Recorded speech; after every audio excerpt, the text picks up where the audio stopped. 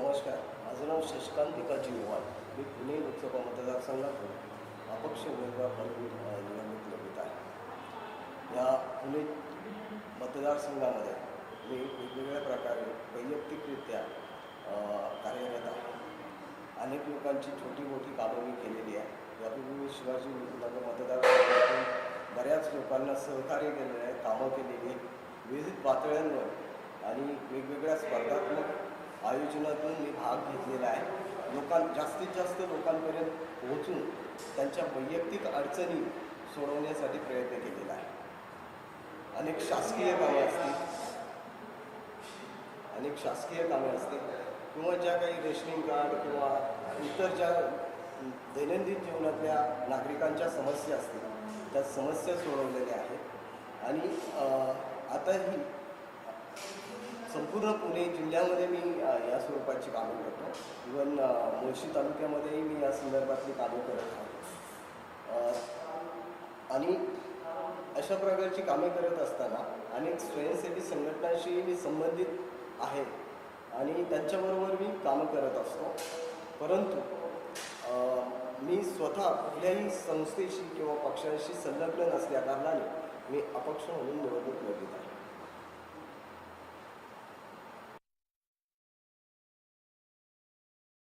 पुण्याची समस्या ह्या अत्यंत वेगळ्या स्वरूपाच्या आहेत. पुण्याचे आजपर्यंतचे जे प्रतिनिधी आहेत त्यांनी त्या समस्यांकडे तेवढ्याशा गांभीर्याने पाहिलं. पुण्यातली सर्वात मोठी समस्या आहे ती दळणवळणाची आणि ट्रॅफिकची. पुण्यामध्ये आपण कधीही गेलात तर वाहनांची प्रचंड संख्या दिसेल, प्रदूषण दिसेल.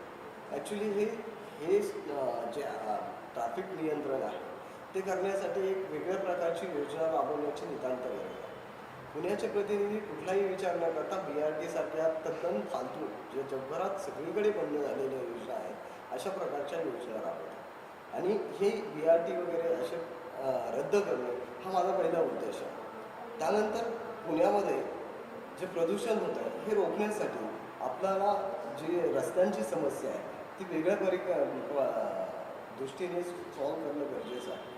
त्यामध्ये माझं असं मत आहे की पुण्यामध्ये एक गार्डनिंग प्रकारचे रोड असावेत, ज्याच्यामध्ये सायकलिंग ट्रॅक वगैरे असावेत, जे स्लोपिंग सायकलिंग ट्रॅक असावेत, जेणेकरून 30 किलोमीटरचा जो प्रवास आहे तो नागरिक सायकलवर वगैरे विना श्रम करेल अशा प्रकारच्या उपाययोजना पुण्यासाठी करणं नितांत गरजेचं आहे.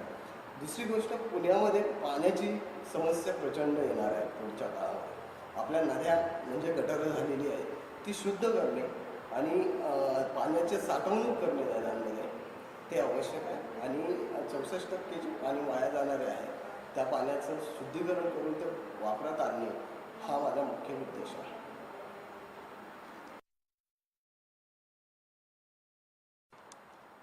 ॲक्च्युली सार्वजनिक क्षेत्रात तसं पाहिलं तर माझ्याकडून फारशा चुका झालेल्या नाही. कारण सार्वजनिक क्षेत्रात वागत असताना मी निष्कलंक आणि चारित्र्यवान राहण्याचा प्रयत्न करतो.